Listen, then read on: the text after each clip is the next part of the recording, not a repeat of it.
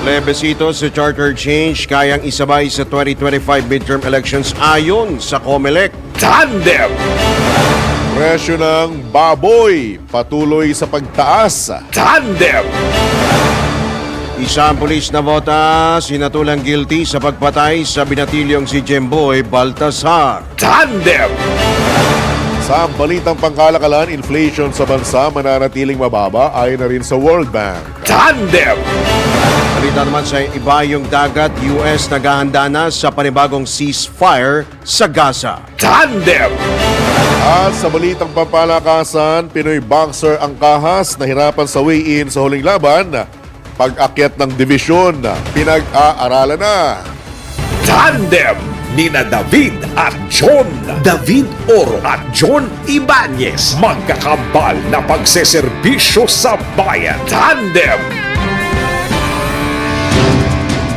Magandang umaga, Luzon, Visayas, Mindanao, Pilipinas. Kami po ang inyong mga tagapaghatid balita, John Ibanez. At Drew Nasino. Tandem! At sa oras na 6 na minuto na makalipas ang alas 7 ng umaga, narito na ang detalye ng mga nagbabagang balita. Bibiyahe si Pangulong Ferdinand Marcos Jr. sa Australia ngayong araw at sa susunod na linggo. Sinabi ni Foreign Affairs spokesman o spokesperson Ambassador Maria Teresita Daza, ito'y para magtalumpati sa Australian Parliament kasama ang 16 pang mga heads of state. Si Pangulong Marcos ang kauna-unahang Pilipinong presidente na magsasalita sa Australian Parliament. Ang pagbisitang ito ng Pangulo ay bilang guest of government visit o may tuturing na rin isang state visit sa misa ng imbitasyon mismo ni Canberra Governor General David Hurley. Magkakaroon din ng Pangulo ng hiwalay ng pulong sa matataas na opisyal ng Australia kabilang sa Hurley at Prime Minister Anthony Albanese kung saan inaasahang pag-uusapan ang may kinalaman sa kalakalan at pamumuhunan, defense and security, people-to-people exchanges, multilateral cooperation at regional issues. Babalik sa bansa ang Pangulo bukas at muling babiyahe sa Australia, partikular sa Melbourne, sa March 4 hanggang 6 para naman daluhan ang 50th anniversary ng ASEAN-Australia Dialogue Partnership. Tandem! Pinayuhan naman ni Pangulong Ferdinand Marcos Jr. ang mga alkalde na magsulong ng mga proyektong magpapaganda sa buhay ng kanilang mga constituent. Hinimok din ng Pangulo ang mga municipal mayor na mamuhunan sa pangmatagalang mga infrastruktura na pakikinabangan ng kanilang mga kababayan. Sinabi rin ni PBBM na iba ang panahon kaya't kailangan din ng pagbabago sa diskarte ng mga namumuno. Idinagdag pa ng punong ekotibo na hindi dapat isipin ng mga mayor kung hindi man matapos sa kanilang termino ang mga ilulunsad na proyekto. Gayunman inihayag ni Pangulong Marcos na mahalaga ay maganda ang nagawa at nakatulong ang mga ito upang mapaganda ang pamumuhay ng kanilang mga constituent. Tandem! Naglaan naman ang pamahalaan ng mahigit 106 billion pesos sa ilalim ng 2024 General Appropriations Act para sa Pantawid Pamilyang Pilipino Program ng DSWD. Layon itong maalalayan ang mahigit 4.4 na milyong mga karapat-dapat na pamilya sa buong bansa. Binigyan din ni Budget and Management Secretary Amena Pangandaman na ang nasabing pondo na mas malaki kumpara sa inilaang budget noong 2023 na 102.610 billion pesos. Sakop sa nasabing alokasyon ang mga ayuda para sa kalusugan na nagkakahalaga ng 750 pesos kada buwan at 600 pesos subsidy para sa bigas. Nakapaloob din anya sa pondo ang mga subsidiya sa edukasyon mula 300 hanggang 700 pesos kada buwan para sa mahigit 7 milyong mag-aaral. Ang Pantawid Pamilyang Pilipino Program ay isang paraan ng pamahalaan sa pagbabawas ng antas sa kahirapan at isang programa ng pamumuhunan sa human capital na nagbibigay ng conditional cash transfers sa mga higit na nangangailangang pamilya sa loob ng 7 taon upang mapabuti ang kanilang kalusugan, nutrisyon at edukasyon ng mga batang may edad hanggang 18 taon. Tandem!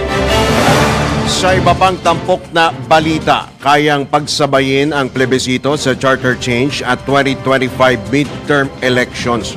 Ito ang tinayak ng Commission on Elections dahil handa na sila na magsagawa ng sabay na plebisito at halalan sa oras na aproba ng Senado at Kamara ang panukalang mag-aamyenda sa economic provisions ng saligang batas.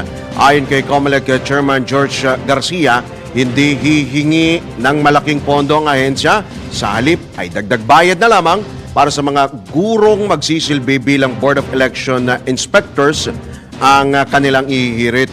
Sa pagdating naman sa usapin niya ng kagamitan, maaring isama ng poll body sa balota at vote counting machines ang pagtatanong ng yes or no para sa cha-cha.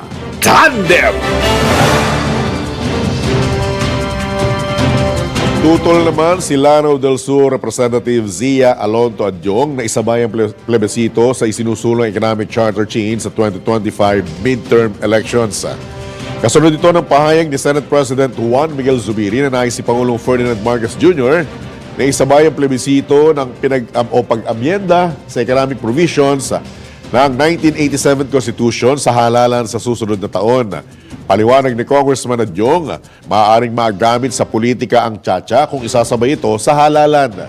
Dagdag pa ng mababatas, binibilisan ng Kamara ang pagtalakay sa resolution of both houses number 7 upang mailayo sa politika ang diskusyon kaugnay dito. Ako personally, I would want that to end the soonest possible time because come 2025, it would be an election season. And the reason why we're fast-tracking this discussion and the amendments is because we want to insulate this from political innuendos and political interpretation. This might be used as a campaign slogan. Yan po ang tinig ni Lanao del Sur Representative Zia Alonto Adyong. Tandem! Pinanindigan naman ng mga miyembro ng Kamara na dapat tapusin na ang pagtalakay sa panukalang pag-amyenda sa restrictive economic provisions ng konstitusyon bago ang Holy Week break ng Kongreso. Ito'y makarang ihayag nga ni Senate President Juan Miguel Zubiri na nais ni Pangulong Ferdinand Marcos Jr. na isabay ang pagsasagawa ng plebisito para sa charter reform sa 2025 midterm elections. Ayon kina Representatives Margarita Attorney Migs Nograles at Rog Gutierrez ng One Rider Party List, nais din nila na kay Pangulong Marcos mismo manggaling ang direktiba kaugnay ng pagpasa ng economic constitutional reforms.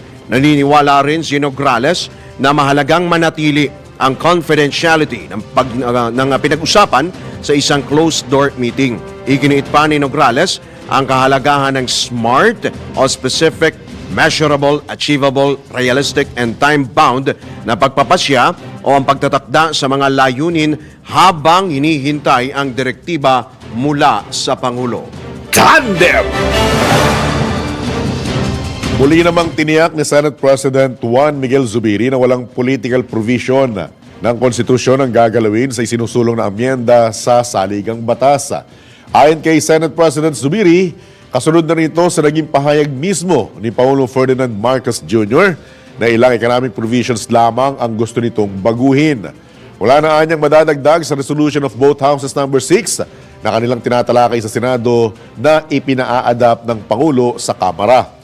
Nabatid na sa inihaing resolusyon, tanging mga provision lamang ukol sa public utilities, educational institutions at advertising ang babaguhin. Pinadadagdagan ang mga ito ng mga katagang unless otherwise provided by law na magbibigay daan upang makabuo ang Kongreso ng batas na maaaring magbukas sa tatlong sektor sa 100% na foreign ownership. Tandem! Sa iba pa ring tampok na balita, patuloy sa pagtaas ang presyo ng karneng baboy sa ilang pamilyan sa Metro Manila. Batay sa price monitoring ng Department of Agriculture, tumaas pa ng 10 hanggang 30 pesos ang kada kilo ng baboy.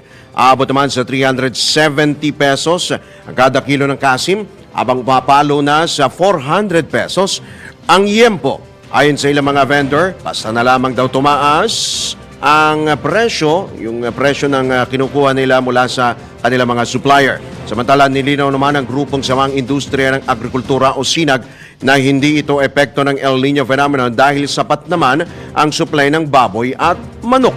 Sadya lamang anilang tumaas ang presyo ng ilang farm input tulad ng feeds at langis, bukod pa sa dagdag bayad sa biosecurity.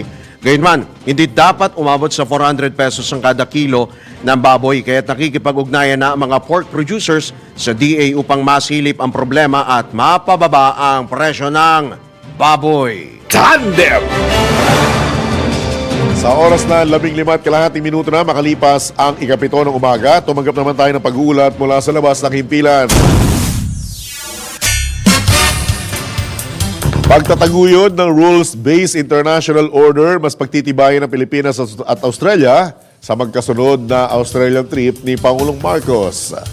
Detalye mula kay Patrol 13, Gilbert Puerdes. Inaasang mas pagtitibayan pa ng Pilipinas at Australia ang magkatuwang na pagtataguyod ng rules-based international order sa nakataktang pagbisita ni Pangulong Ferdinand Marcos Jr. sa Canberra ngayong araw hanggang Pebrero 29 para naman sa pagharap sa Australian Parliament at sa Melbourne sa March 4 to 6 naman para sa ASEAN-Australia Special Summit.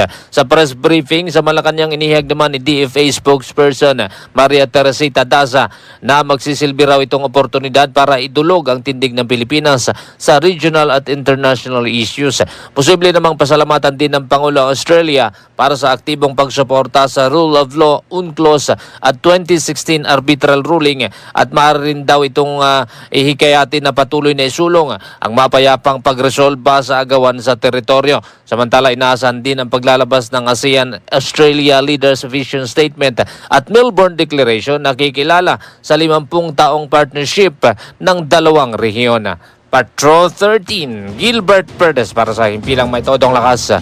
DWIZ nagbabalita ng tama, naglilingkod ng tama. Tandem! Samantala, pagkakaroon ng ligtas at matatag na pabahay sa bansa isinusulong sa Kamara.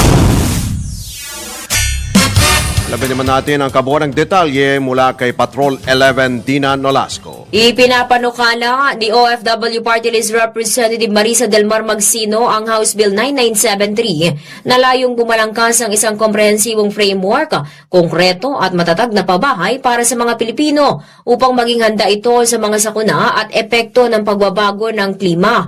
Bukod pa rito, layon din ng panukala na magsilbi itong batayan para sa mekanismo sa post-disaster housing at settlements rehabilitation, gayon din sa resiliency planning and response sa lahat ng antas, kung saan magagamit ito para matiyak na ang mga apektado ng kalamidad ay agarang ma-rehabilitate sa ligtas at maasahang bahay.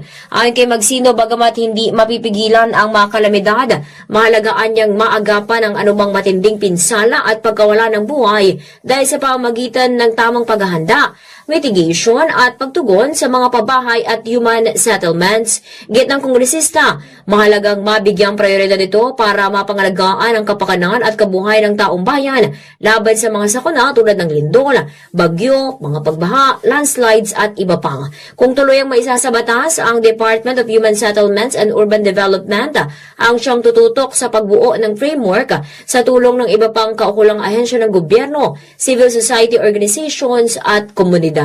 Ito si Patrol 11, Tina Nolasco para sa impilang may todong lakas DWIZ, nagbabalita ng tama, naglilingkod ng tama. Tandem!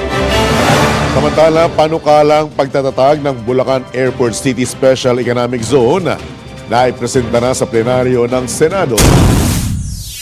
Detalye nagbabalik Patrol 19, Celi Ortega Bueno. Naipresenta na sa plenaryo ng Senado ang panukalang pagtatatag ng Bulacan Airport City Special Economic Zone. Naihain na sa plenaryo ng Senado ang panukalang pagtatatag ng Bulacan Airport City Special Economic Zone. Matatandaang nabito na ni Pangulong Ferdinand Bongbong Marcos Jr. ang kaparehong panukala na ipinasa noong 18 Congress dahil sa conflict sa mandato ng isang ahensya ng gobyerno at fiscal risk. Kabilang rin sa mga nagpunto sa veto message noon ni Pangulong Bongbong Marcos Jr. ang pagbibigay ng blanket authority sa Ecozone sa Technical Airport Operations at ang kawalan ng probisyon para dumaan ito sa Commission on Appointment. Ayon kay Senate Committee on Public Services Chairperson Senator Grace Poe, tinutugunan ng benepisyaryo na ngayon ang mga pinuno ng punong ehekutibo sa naunang version. Nakasadaan niya dito na dadaan na sa COA ang lahat ng transaksyon ng Ecozone Authority at tiniyak na lahat na ibibigay na insentibo ay alinsunod sa Create Law. Isa sa mahalagang provision nito ang pagtiyak na mapoproteksyonan ang kaligtasan sa itatatag na Ecozone. Tinatayang higit 130.9 billion pesos ang ginamit o na 130.9 billion pesos ang economic potential ng Bulacan Airport Zone. Inaasamang pagbibigay ito ng 800,000 hanggang 1.2 million na trabaho para sa mga Pilipino. Ito sa Patrol 19, Cely Ortega Bueno para sa DWIC, nagbabalita ng tama, naglilingkod ng tama. Tandem. May mapamalita karagdagang 14.6 billion peso loan para sa Davao City Bypass Construction Project aprobado na ni Pangulong Marcos. Ang detalye naman mula kay Patrol 13 Gilbert Perez. Aprobado na ni Pangulong Ferdinand Marcos Jr. ang 14.6 billion pesos na supplemental loan para sa Davao City Bypass Construction Project. Sa meeting na ginanap sa Malacanang ng NEDA o National Economic and Development Authority Board, kung saan ang Pangulo ang nagsisilbing chairman, inaprubahan ng mga pagbabago sa proyekto kabilang ang pagpapalawig ng implementasyon nito hanggang December 31, 2027 dahil tumakyat na sa 70.8 billion pesos ang total cost ng bypass project na inasang magpapaikli sa 49 minutes mula sa halos 2 oras na biyahe sa Davao City hanggang Panabo City at vice versa. Samantala, kabuang 23 bagong proyekto naman ang dinagdag sa infrastructure flagship projects o yung IFPS habang 36 na iba pa ang inalis naman sa listahan. Kaugnay nito'y nasa 135 na ang kabang bilang ng IFPS na nagkakalaga ng 9.14 trillion pesos sa ilalim ng Better More, Build Better More program ng pamahalaang Marcos. Patrol 13, Gilbert Perez para sa himpilang may totong lakas. DWIZ, nagpapalita ng tama, naglilingkod ng tama. Kapag may bagong balita, naka-on air, agad-agad, DWIZ Patrol Report.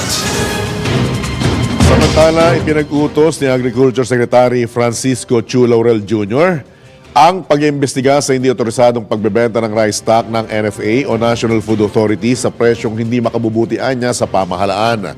Una nang sinabi ng Department of Agriculture na bumuo na si Secretary Laurel ng isang panel ng mga investigador upang siyasatin ang aligasyon na pinayagan ng ilang opisyal ng ahensya ang pagbebenta ng milled rice na nakaimbak sa bodega sa halagang 25 pesos kada kilo nang walang bidding.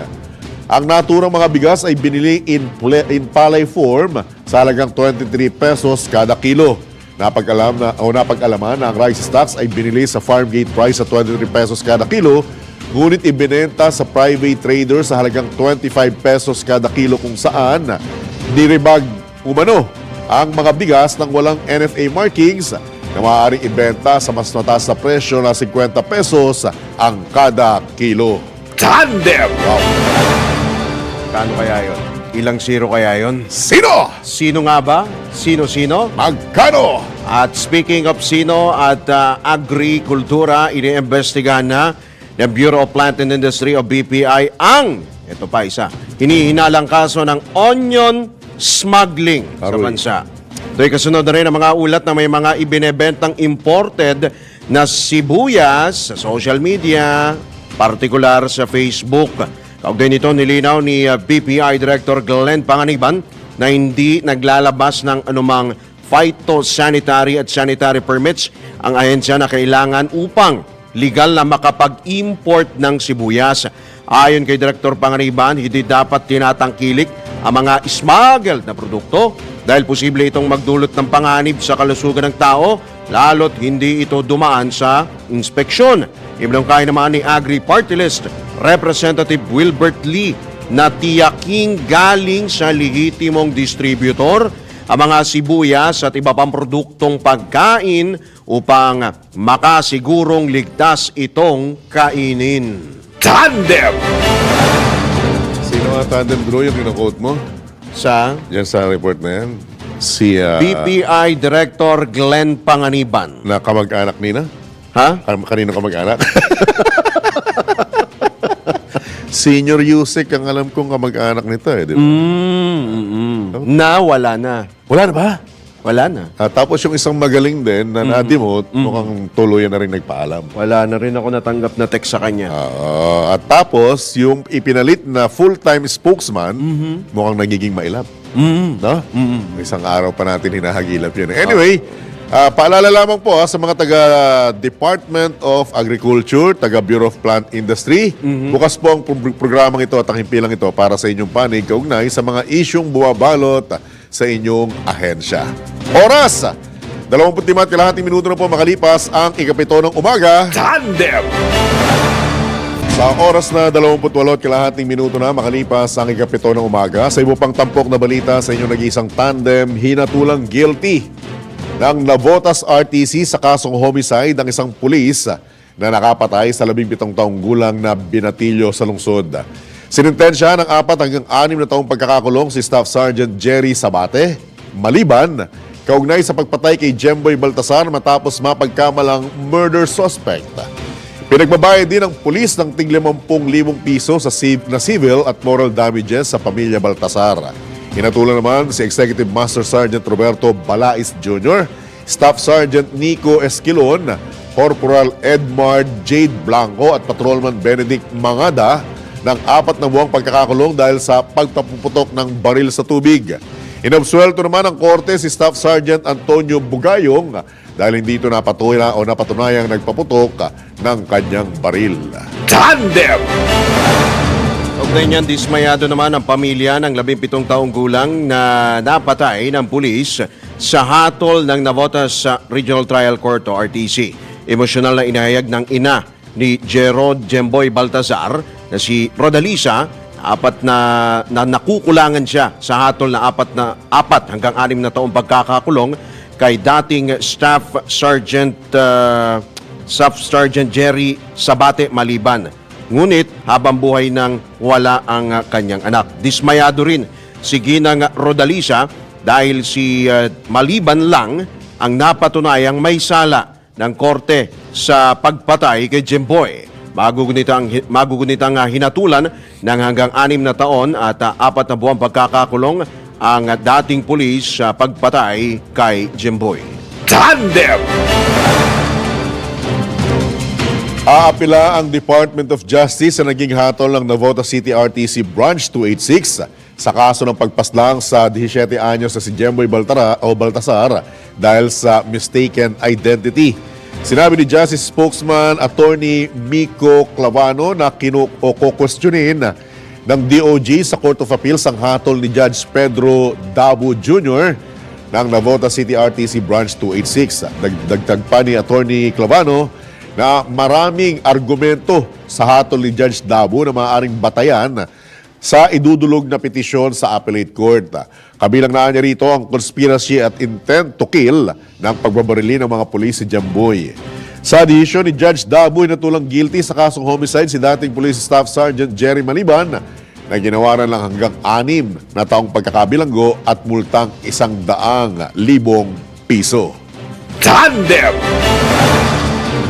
Samantala, nasa bansa pa ang religious leader na si Pastor Apollo Kibuloy. Ito ang nilinaw ng kanyang abogadong si Attorney Ferdinand Topacio at sinabing nag-iingat lamang ito. Naharap si Kibuloy sa iba't ibang alegasyon kabilang na nga ang sexual abuse at pinadadalo sa mga pagdinig sa Kamara at sa Senado. Okay pa rin ito sa kanya hong kasong mga kinakaharap laban sa mga miyembro ng Kingdom of Jesus Christ at isang house probe sa mga di umano'y paglabag ng SMNI sa kanilang franchise. Sinabi naman ng Department of Justice na wala pang kahilingan mula sa US government para sa extradition ni Kibuloy at sa anumang kaso at kailangan dumaan pa sa ilang layer ng burokrasya. Inihayag naman ni Atty. Topacio na magpupulong pa ang legal team ng religious leader upang konsultahin si Kibuloy hinggil sa kanilang susunod na mga hakbang. Gayunman, wala pa anyang desisyon si Kibuloy sa kanyang pagdalo sa Senate at House inquiries. Tandem! Walang nakitang ebidensya ang mga otoridad upang mapatunayan na totoong may banta sa buhay ang Davao-based religious leader na si Pastor Apollo Kibuloy. Naunang sinabi ni Kibuloy, spiritual advisor ni dating Pangulong Rodrigo Duterte, na nakipagsabwatan ang Administrasyong Marcos sa pamahalaan ng Estados Unidos upang ipadukot siya para sa rendition o paslangin. Ang rendition ay isang hakbang kung saan isinusuko ng isang estado ang isang pugante sa ibang bansa kung saan ito mayroong kinakaharap na kaso. Naharap sa mga kaso sa Estados Unidos si Kibuloy kaugnay ng sex trafficking scheme at kabilang sa most wanted ng Federal Bureau of Investigation. Ayon kay PNP spokesperson Colonel Jean Fajardo, wala itong natatanggap na ulat na mayroong banta sa kaligtasan ni Kibuloy. Itinanggi naman ng FBI ang alegasyon ni Kibuloy na mayroong $2 million na nakapatong sa kanyang ulo. Kinumpirma rin ng FBI na mayroong warrant para sa pag-aresto kay Kibuloy, ang leader ng Kingdom of Jesus Christ Church. Tandem! Kaugnay pa rin yan, mahigit 6 na taon nang nakatenga sa Department of Justice ang mga reklamo laban kay Pastor Apollo Kibuloy. Ito ang kinumpirma ni Justice Secretary Jesus Crispin Boying Remulla kung saan kanyang inanunsyo na mula pa ito noong administrasyon ni dating Pangulong Rodrigo Duterte. Idinagdag pa ni Secretary Remulla na petition for review ang mga ito sa reklamong panggagahasa, qualified trafficking at cyber libel. Bilang din ito sa prioridad ng DOJ upang upang bumuo o magkaroon ng resolusyon. Tandem! Sa iba pang tampok na balita, kinansila na ng Department of Foreign Affairs ang pasaporte ni dating Negros Oriental Congressman Arnolfo Teves Jr. Ito'y matapos aprubahan ng Korte Suprema ang kanselasyon ng kanyang pasaporte.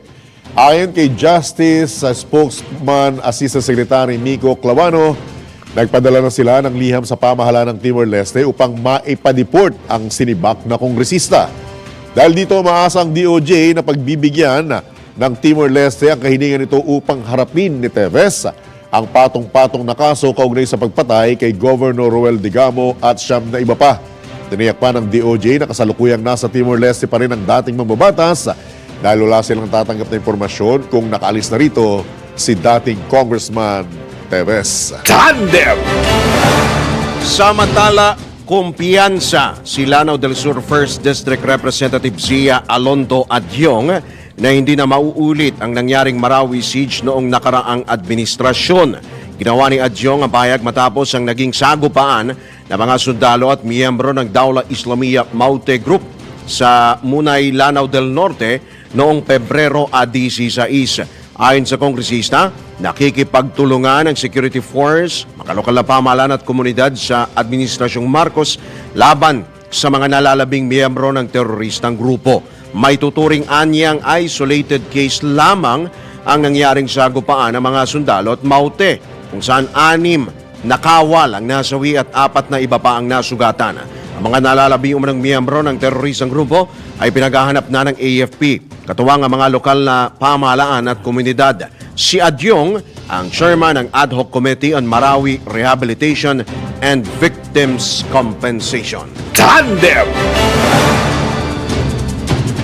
Samantala, pumalag ang ilang motorcycle at consumer groups sa sinasabing pagiging malapit o close ng Grab sa kasalukuyang administrasyon.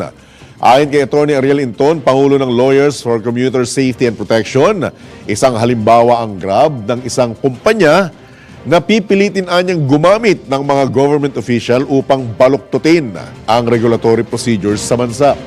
Partikular na tinukoy ni Atty. Inton ang sinasabing pahayag ni Grab Philippines COO Ronald Roda na posibleng matanggap na nila para sa kanilang Grab bikes ang regulatory approval, indikasyon ng pagiging malapit ng nasabing TNVS service sa palasyo.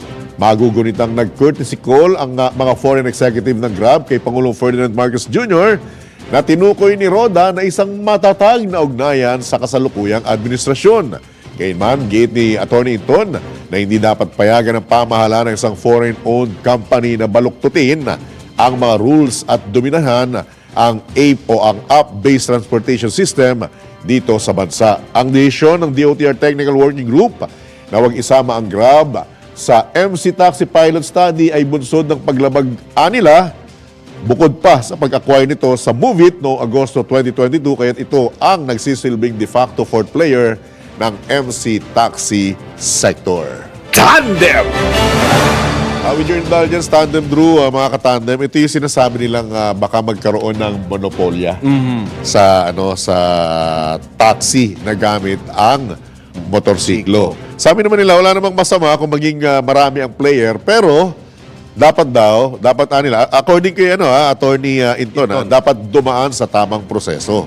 At huwag daanin sa pambabraso ba ang term na pwede natin gamitin dito, o yung tipong pagiging quote-unquote close sa mga makapangyarihang opisyal, partikular sa palasyo. Kina-question kasi ni Atty. Inton, bakit daw mayroon kayong picture sa Malacanang. Yun naman pala. Meron naman palang courtesy call. May courtesy ko. Ang matindi rito, ito yung ginagamit nilang pananggalang. At sinasabi, di umano, ng Grab na malakas kami. Weaponize. Na-weaponize. Dikit kami kay Pangulo. Courtesy call kami. Courtesy Di ba? call. Parang ako lang yan na nakipag-picture kay Tandem Drew at ipinagmamalaki ko, bata niya ako. May visa ba? May bis. May Anyway, bearing ba? May pero ito, bearing ba ulitin yun, lang natin para sa kapakanan po ito ng marami pang involved or namumuhunan din para sa motorcycle taxi. Di ba? Wala namang masama doon sa dumami ang players. Kaya lang, dapat dumaan po sa tamang proseso. In particular, itong Grab Corporation. Okay. Sige. Tayo po muna ay tumanggap po ng isa pong nagmamadaling balita. DWIZ Flash Report! Meron na namang gumulong. Sino-sino ang mga gumulong? Mula kay Patrol 13 Gilbert Perdes. Yes, inalis sa pwesto ni Pangulong Ferdinand Marcos Jr. si Justice Rogelio Quevedo bilang pinuno ng Office of the Government Corporate Counsel o yung OGCC. Nabatid na halilik kay Quevedo itong si Attorney Solomon Hermosura na legal counsel naman ng Ayala Land Incorporated. Sinasabing nag-resign si Hermosura bilang Corporate Secretary at Group General Counsel ng kumpanya. Epektibo simula bukas yan, February 29, 2024. Wala pang opisyal na anunsyo ngayon ng Malacanang kaugnay ng appointment ni Hermosura bilang hepe nga ng OGCC. Patrol 13, Gilbert Perdes para sa impilang may todong lakas. DWIZ nagbabalita ng tama, naglilingkod ng tama. Kapag may bagong balita, naka-on air, agad-agad, DWIZ Patrol Report! Samantala, inikayat ni Transportation Secretary Jaime Bautista na magpa-consolidate na ang mga nalalabi pang mga jeepney operator at driver na hindi pa nakakapag-consolidate. Sa panayam ng DWIZ, iginit ni Secretary Bautista na hindi magiging epesyente ang operasyon kung patuloy na magmamatigas ang ilang mga super at operator. Ngayon, nagkaroon po kasi ng merong mga grupo dito sa Metro Manila na ayaw nilang sumunod doon sa consolidation requirement ng gobyerno. No? They still want to operate on their own. Ang sabi po namin kasi kung if they will operate on their own, mag-aagaw-agawan tayo sa mga pasahero. No? Hindi tayo magkakaroon ng tamang dispatch system. No? Hindi tayo magkakaroon ng tamang fleet management. Hindi magiging efficient yung operations pag kanya-kanya yung operation.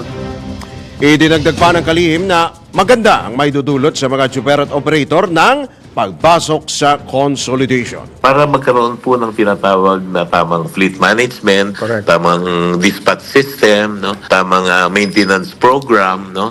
And tama pong pasweldo sa mga employees nila.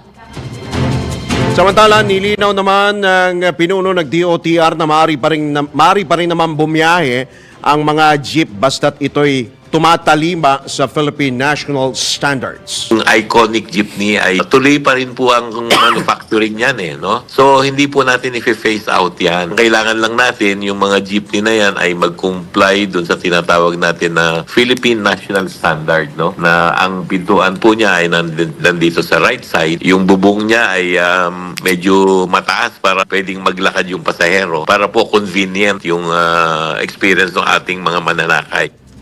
Yan po ang tinig ni Transportation Secretary Jaime Bautista sa panayam ng programang Usapang Toll sa DWIZ at Aliw 23. Tandem!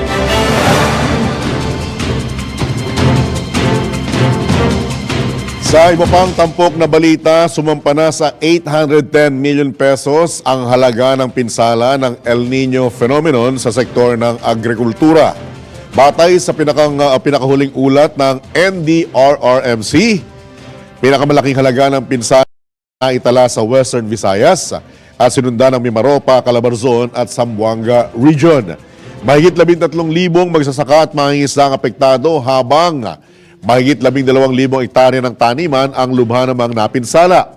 Kaugnay nito, nabatid na nagkakaroon na rin ng kakulangan sa supply ng tubig sa 6 na barangay ng Himamaylan, Negros Occidental simula pa noong Desyembre ng nakaraang taon. Tandem! Tayo pa rin yan, unti-unti nang hihina ang El Nino phenomenon. Ito naman ang inanunsyo ng Pag-asa matapos ngang maabot o posibleng naabot ang rurok ng El Nino o yung peak nito. Ayon kay Pag-asa Climatology and Agrometeorology Division Officer in Charge Analiza Solis, nakararanas na ang bansa ng mature o matinding El Nino kaya naman naabot na ang rurok ng nabanggit ng weather phenomenon. Gayunman, iniulat ni Solis na kapag humihina ang El Nino ay doon lamang mararanasan ang matinding epekto nito. Tandem! Maganda sana yung yung paunang pahayag na unti-unti nang hihina ang El Nino phenomenon. Kaya lang, ang problema, kapag humina ang El Nino, dito pa lamang mararanasan ng tindi ng impact at epekto nito. Parang komplikasyon. Oo. Yun yun. Diba? Kumbaga, halimbawa, nagkaroon ka ng ubod-sipon. Ubod-sipon. ngayon, Oo. Huhupa. Oo, hupa. Tapos bukas pa lang malalaman na Yung komplikasyon, doon mo COVID-19 na mararamdaman. pala. Ganun ba? Oo, Ganun ba? ganun eh. Kasi parang ang hirap no? Ang ganda ng dating no? Talakayin lang natin with your indulgence. Hihina, Tandem 2. hihina. Unti-unti. So ang iisipin ng mga magsasaka na sektor ng agrikultura, good news. Hupa yan, hupa. Good news, good news. Kaya lang, base na rin sa sinasabi ng Pag-asa, hindi ko hirap na hirap ako May na side effect eh. May panibago? Oo. Ha? May side effect yun. Oo, okay, sige. Sige. May panibago tayong tatanggaping nagmamadaling balita. DWIZ Flash Report! Gilbert Pedres, Pedres, Patrol Daltrin, go ahead. Gilbert! Oh, Gilbert! Alright, balikan natin habang inaantabayan na natin yung flash report ni Patrol 13 na pangalawa na yan ngayong umagang ito.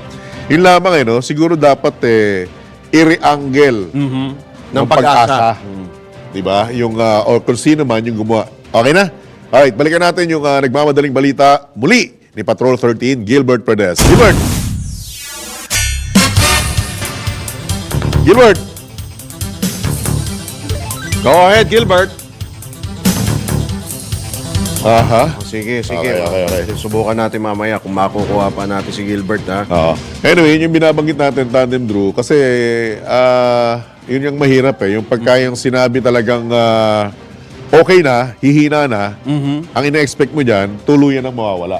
Pero yung pala kabaligtaran. Dahil habang humihina ang El Nino, lalong mararamdaman yung tinding impact at epekto nito. Alright, sige. Balikan na natin si Patrol 13, Gilbert Perez. Gilbert! Yes, sinibak naman sa pwesto ngayon ng Malacanang si Assistant Solicitor General Derek Portoliano dahil naman sa umano'y panghihipo, sexual harassment sa kanilang mga intern. Kinumpirma naman ni Solicitor General Minardo Guevara na sinibak na nga sa pwesto itong si Puerto Liano. Si Puerto Liano ay sinasabing may nakaharap na 3 kasong administratibo kaugnay nga ng sexual harassment at inakusahan ito ng panghipo ng kanilang mga intern o 3 sa mga ito. May nakabinbin pang apila ngayon si Puerto Liano kaugnay ng kanyang mga kaso. Patrol 13, Gilbert Perdes para sa impilang may todong lakas. DWIZ, nagbabalita ng tama, naglilingkod ng tama. Kapag may bagong balita, naka-on air, agad-agad, DWIZ Patrol Report! Manatili po kayo nakatutok sa mga programa ng DWIZ dahil dalawa na yan dalawang sibaka na yung naganap ngayon, ilang minuto lamang ang diferensya, ang pagitan. So maya-maya antabayanan natin yung detalye niyan mula sa palasyo ng Malacanang. Samantala, 12 minuto na lamang, alas 8 na ng umaga. Tandem! Sports ni Anthony Suntay.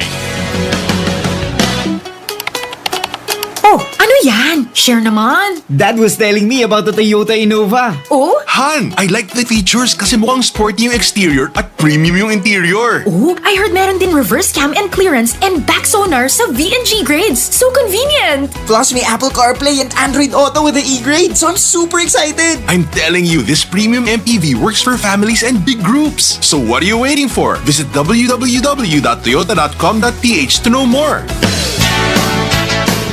Magandang umaga! Pagkatapos ng talo ni Jerwin ng kahas kay Takuma Inoue, nabanggit ng kampo ni Jerwin na nakaproblema siya sa weigh-in. Sabi ng kanyang manager-trainer na si Joven Jimenez, natakot kami nung umaga kasi 5 pounds overweight si Jerwin. Halos hindi namin nakuha ang timbang. Maaga kami nagpawis, nagmits at tumakbo. Pumasok siya ang kahas sa weight pero naghubad siya para lang umabot sa 118-pound limit. Ang sabi nga ni Angkahas, first time ko na-experience na naghubad sa weigh-in at tuwalya ang ginamit pang takip. Hirap ako sa timbang. Bago mag-training, umabot ako ng 150. Kaya sa susunod na laban, kakausapin ko si MP Promotions Head Sean Gibbons, baka umakyat na ako sa 122 or 126. Lumalaki na ako at bumigat. Kailangan na mag-move up. Ang dagdag pa niya tungkol sa laban, dito sa laban na to, para naging bobo ako sa taas ng ring. Nawala yung pagiging matalino ko. Sa boxing career ko, yun ang pinakaayaw ko na ganung pangyayari. Yung pinaglalaroan ka sa taas ng ring, mas naging matured pa siya kesa sa akin. Sa kanyang pagtatapos, ang sabi niya, hanapin ko muna yung kumpiyansa ko. Nakakawala kasi ng kumpiyansa yung ganitong pagkatalo, ang sabi ni Angkahas. Para sa Real Sports, ito po, si Anthony Suntay. Sa wakas, nandito na ang pinakaabangang Paskong panalo ng Clean Fuel. Gas up worth 1,000 pesos of fuel products, single or accumulated receipt, and get a chance to win a brand new Toyota Raze, Vespa motorcycle, 1-year free fuel, and many more. But wait, there's more! Sa kada karga tuwing Sunday, simula ng promo, may Sunday double your raffle entry ka pa. Kaya mag-download na ng bagong Clean Fuel Rewards app. Dahil sa bawat karga mo, siguradong panalo ka. Promo period, November 10, 2023 to Feb 22, 2024. Per DTI Fair Trade Permit Number, FTB 179864, Series of 2024. Mula sa Photon, ang malakas at dumadagundong na Photon Thunder Pickup. Mapapalingon ka sa tikas at porma. Photon Thunder Pickup, malakas na, matipid pa. May reverse camera, touchscreen infotainment at electronic parking brake, leather seats at alloy wheels. Ang starting SRP ay 980,000 pesos only. Punta na sa pinakamalapit na Photon dealership o mag-message sa Photon Philippines Facebook page para sa iba pang detalye. Photon Motor Philippines, 16 years of empowering the Filipino business. Mukhang kailangan ko na naman palitan ng bubong ko, pare. Mag-iisang taong pa lang yan. May tulo na kagad. Ay, bossing! Baka naman kasi hindi matibay yung ginamit nyo. Dapat ang gamitin mo ay Cherry Loom, ang yerong aluminum. Basta yero, Cherry Loom. Tibay protektado sa pangmatagalang yero. Real Sports ni Anthony Suntay sa DWIZ 882. Tandem! Oras na 5 minuto na lamang bago mag-ikapito ng umaga. Bigandaan muna natin ito dahil isang most wanted terrorist sa Bicol Region na aresto ng militar. Detalye mula kay Patrol 17, Jopel Palenio. Isinilibi ng CIDG ang warrant of arrest sa suspect na si alias Jose Maria, ang number 2 most wanted terrorist sa Bicol Region. Bahagi ang pagsisilbi ng arrest warrant sa tuloy-tuloy na Oplan pagtugis campaign ng ahensya. Isinagawa ito ng CIDG sa impila ng 903rd Infantry Battalion makaraang kusang loob na sumuko doon ang teroristang si alias Jose Maria. Naharap ang suspect sa 3 bilang ng kasong murder at paglabag sa RA 10591 o ang Comprehensive Firearms and Ammunition Regulation Act. Sinabi ni CIDG Director Police Major General Romeo Karamat na tumatayong commanding officer ng Special Partisan Unit o SPARO Provincial Unit Guerrilla si Jose Maria na nasa ilalim ng Bicol Regional Party Committee ng CBP-NPA. Siniguro naman ni Major General Karamat na hindi huhupa ang kampanyang ito ng CIDG kontra terorismo salig sa maigpit na direktiba ni PNP Chief Police General Benjamin Acorda Jr. Ito si Patrol 17 Chopel Peleño para sa impilang may tonong lakas, DWIZ, nagbabalita ng tama, naglilingkod ng tama. Kapag may bagong balita, naka-on air, agad-agad, DWIZ Patrol Report. Balitang pangkalakalan. Mananatiling mababa ang inflation sa bansa ngayong taon. Batay na rin ito sa taya ng World Bank at kanilang iniulat na aabot sa 2% hanggang 4% ang inflation ng Pilipinas kada buwan. Gayunman, nagbabala ang World Bank na maging alerto kaugnay sa inflation. Paliwanag ni World Bank Philippine Senior Economist Ralph Van Dorn, mayroong mga tensyon at gyera sa iba't ibang bahagi ng mundo na makakaapekto sa supply chains at pagkain, magiging sa presyo ng mga produktong petrolyo. Dagdag pa ni Ginoong Dorn, maapektuhan nito ang mga bansang nag-aangkat ng pagkain at langis, kabilang na ang Pilipinas. Tandem! Mga balitang dapat alam mo kahit sa labas ng bansa. DWIZ Balita sa ibang bansa. Handa na ang US sa ilalargang ceasefire o tigil-putukan sa Gaza simula sa susunod na linggo. Ito ang inihayag ni US President Joe Biden sa gitna nga ng nararanasang humanitarian crisis sa Palestinian territory. Sa harap na rin ito ng digmaan sa pagitan ng Israel at grupong Hamas. Nabatid na ang US ang namamagitan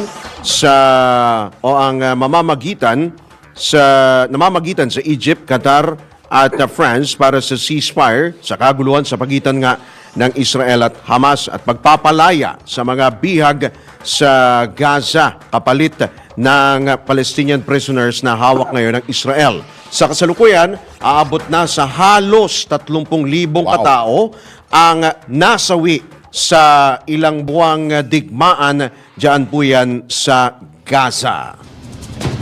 Tandem! Nakakatakot lang, Tandem, na talagang patunay lamang na walang nananalo sa digmaan. Wala talaga. Ang talo dyan, civilian. At hindi mo yata na daanan na karamihan dun sa libu-libong namatay ay pawang mga kababaihan at mga bata. Pati matatanda. Correct. Yan yung mga inosente at walang kakayanang ipagtanggol ang kanilang sarili. At take note, second anniversary ngayon ng giyera sa Ukraine. Ngayong 28. So, isang taon na? Dalawang taon na. Wow. 2 taon na habang itong sa Israel, itong sa Gaza. Hindi pa yata tayo. Merong kaguluhan na yan. Gera na dyan. Anyway, habol lang natin, Tandem. Happy birthday kay Ginoong Raul Montemayor, National Manager ng Federation of Free Farmers Cooperative Incorporated. Sa lahat po ng kaaway, kaibigan, kababata, pati yung mga pinagkakautangan at ika ngayon lahat ng nakakakilala kay Ginoong Raul Montemayor, invited po kayo. Kaya lang, kanya-kanyang dala ng ulam. Biro lang po. Ginoong Raul Montemayor, happy birthday. Happy birthday po, sir. At sumayin nyo isa naman pong edisyon ng inyong nag-iisang tandem. Dito lamang po yan sa DWIZ, nagbabalita ng tama. Naglilingkod ng tama. Kami po ang inyong mga naging tagapaghatid balita, Johnny Bañez. At Drew Nasino. Ang tamayanan ng susunod na palatuntunang Karambola! Ingat mga katandem! Bye!